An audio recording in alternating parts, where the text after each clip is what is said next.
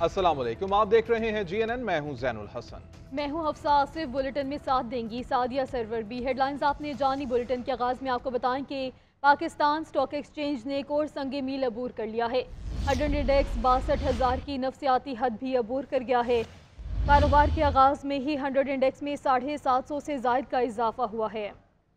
इसी हवाले से बात करेंगे। खाकान नजीब साहब ने हमें ज्वाइन किया है, माहिर मईशत हैं। खाकान साहब, एक बड़ा ज़बरदस्त किस्म का बूम देखा जा रहा है मार्केट में, और हम ये देख रहे हैं कि अब 62,000 की नफसियाती हद भी अबूर कर चुका है। किस तरह से देखते हैं, बरकरार रहेगा ये सफ़र? एकदम स्ट्रांग है। इसमें एक टेल विंड है। आईएमएफ के प्रोग्राम के प्रोग्राम के बाद आईएमएफ के प्रोग्राम का रिव्यू हो गया। जो एनर्जी प्राइस पास थ्रूज हैं वो भी मुल्क में हो गए। कुछ पाकिस्तान की इकोनॉमी के जो जैसे आप कहते हैं इंडिकेटर्स, हाई फ्रीक्वेंसी इंडिकेटर्स हैं, उसमें लार्ज स्केल मैन्युफैक्चरिंग है, थोड़े से एग्रीकल्चर क्रॉप्स जो डिलीवर हो रहे हैं, उनको देख के ऐसा लगता है कि जो इस वक्त ग्रोथ है वो 2 से 3% के करीब आ जाएगी। इस साल की पहले क्वार्टर की ग्रोथ भी ठीक आई है। फिर हमारे हिस्से बहुत सस्ते थे मार्केट में। मार्केट 3 के प्राइस अर्निंग रेशियो पे ट्रेड कर रही थी। ये ट्रेडिशनली 6 से 8 के प्राइस अर्निंग रेशियो पे ट्रेड करती है। प्रॉफिटेबिलिटी बावजूद इसके कि एक इंड्यूस्ड स्लो डाउन है इकोनॉमी में। इंड्यूस्ड स्लो डाउन का मतलब है कि हमने अपना पॉलिसी रेट 22% इसीलिए रखा हुआ है कि इकोनॉमी को स्लो किया जाए, डिमांड को तोड़ा जाए, इन्फ्लेशन को कम किया जाए। तो बावजूद उसके, क्योंकि बैंक्स का सबसे बड़ा बायर जो है 70-80% बैंक्स की लोनिंग तो सिर्फ गवर्नमेंट पे है, और हायर रेट्स पे जो बैंक थे उनकी प्रॉफिटेबिलिटी अच्छी आ रही है। पेट्रोलियम कंपनीज चूंकि कीमतें बढ़ी हुई हैं, प्रॉफिटेबिलिटी अच्छी आ रही है। ओवरऑल इन्फ्लेशन ने सब चीजों की कीमतें बढ़ाई हैं, सो प्रॉफिटेबिलिटी कंपनीज की अच्छी आ रही है। तो ऑब्वियसली एक सस्ते हिस्से थे। सो मार्केट में जो 3-3.5 लाख पार्टिसिपेंट्स हैं, उन्होंने यही सोचा कि गोल्ड के ग्लिटर को छोड़कर प्रॉपर्टी की इन्वेस्टमेंट में अब उस तरह का मुनाफा इसलिए नहीं रह गया क्योंकि ये बहुत ही बढ़ गई है, और ये इस पे अब इंशाल्लाह आने वाले सालों में हमने टैक्सेशन भी करनी है। और आखिर में अगर आप देखिए तो एक एस्टैब्लिशमेंट ने कोशिश की डी डॉलराइजेशन की, उसका एक बहुत बड़ा इम्पैक्ट है। लोगों ने डॉलर्स में इन्वेस्ट करने को अब उस तरह की तरजीह नहीं दी। अगर इन सब फैक्टर्स को देखें, अफगान ट्रांजिट ट्रेड पे काम हुआ, होर्डिंग पे काम हुआ, तो एक थोड़ी सी एक जिसे कहेंगे इनिशियल साइंस हैं कि एक स्टेबिलिटी की तरफ मुल्क की जो मैक्रो इकोनॉमी है वो जा रही है। आप देखें जो जायरेशंस हो रही थी डॉलर में वो भी रुक गई हैं। सो अगर मैं इन सब चीजों को देखूं तो मैं ऑब्वियसली अपने पैसे अब लॉन्ग टर्म के लिए एक सस्ते लेवल पे हिस्से में लगाने को तैयार हो जाऊंगा। आई थिंक ये सबसे बड़ा फैक्टर है जो प्ले इन किया है इस ओवरऑल थिंकिंग में। लोगों ने पार्टिसिपेट किया सस्ते हिस्से पे। Good luck to them. 40,000 पे उन्होंने मार्केट जिसने खरीदी थी, आज वो मतलब तकरीबन 50% मुनाफे में है। So that is really good luck to them.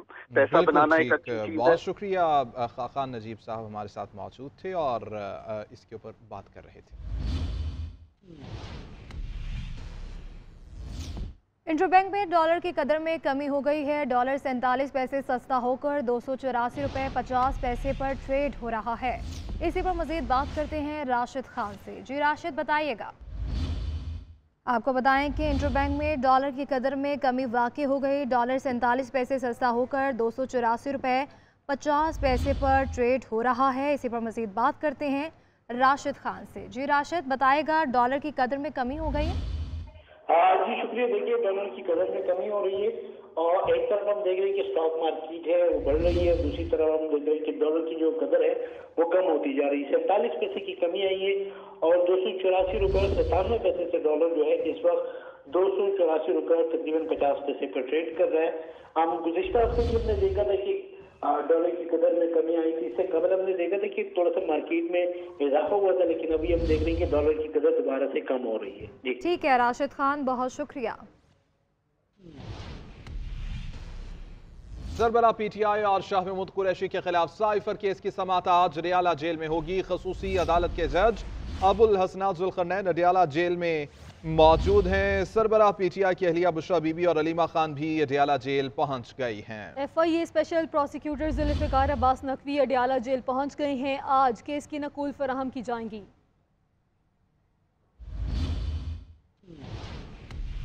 आगे बढ़ते आपको बताएं कि मुस्लिम लीग नून के पार्लिमानी बोर्ड का दूसरा इजलास मॉडल टाउन लाहौर में कुछ देर बाद होगा। साबिक वज़ीर आज़म नवाज शरीफ, पार्टी सदर शहबाज शरीफ और मरियम नवाज मॉडल टाउन पहुँच गए हैं। इसी हवाले से मज़ीद तफसीलात हासिल करेंगे नुमाइंदा GNN जुल्करनैन राना जो इस वक्त वहाँ पर मौजूद हैं, हमारे साथ हैं। जुल्करनैन, बताइएगा कौन कौन से रहनुमा हैं जो यहाँ पर पहुँच गए हैं आज के अहम इजलास के लिए?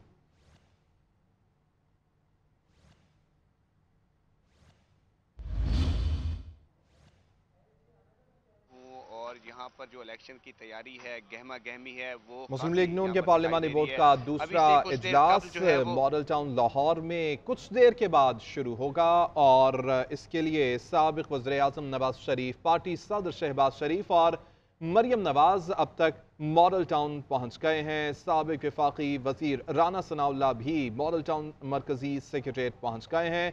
अतातार मॉडल टाउन मरकज़ी सेक्रेटेरिएट पहुँच चुके हैं। आज के इजलास को अहम इजलास कहा जा रहा है। मुस्लिम लीग नून के पार्लिमानी बोर्ड का ये दूसरा इजलास है। पहले भी एक इजलास हुआ था और आज दूसरा इजलास होने जा रहा है। कुछ देर के बाद ये इजलास बाकायदा तौर पर यहाँ पर शुरू हो जाएगा।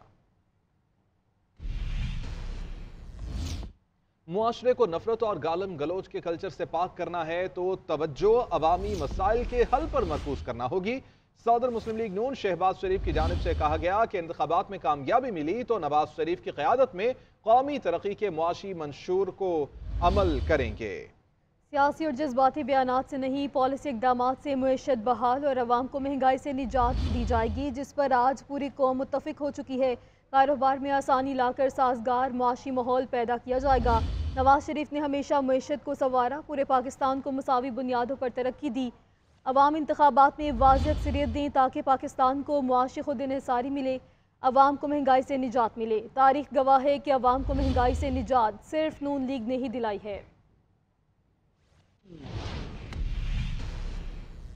आगे बढ़ते हुए आपको बताएं कि अहम खबर है हल्का बंदियों और इलेक्शन कमिश्नर सिंध पर तहफ़्फ़ुज़ात। MQM पाकिस्तान का वफ़द आज चीफ इलेक्शन कमिश्नर से मुलाकात करेगा। खालिद मकबूल सिद्दीकी, फारूक सत्तार और अमीनुल हक शामिल होंगे।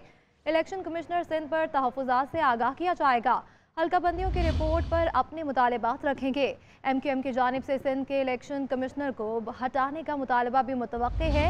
एतराज़ात पर सुनवाई न होने और इलेक्शन कमिश्नर के किरदार पर तहरीरी शिकायत भी जमा कराई जाएगी।